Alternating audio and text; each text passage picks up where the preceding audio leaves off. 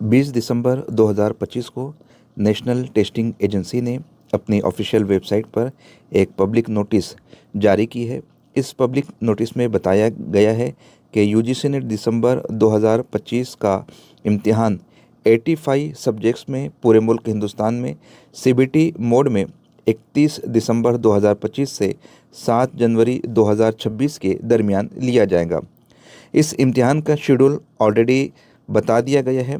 इस वक्त examination city intimation slip official website पर अपलोड कर दी गई है। स्टूडेंट्स अपने लॉगिन आईडी पासवर्ड के ज़रिए से दी गई वेबसाइट की मदद से अपना एग्ज़ाम सिटी मालूम कर सकते हैं। वजाहत की गई है कि ये एडमिट कार्ड नहीं है, बल्कि सिर्फ़ और सिर्फ आपके एग्ज़ामिनेशन सिटी की मालूमात है।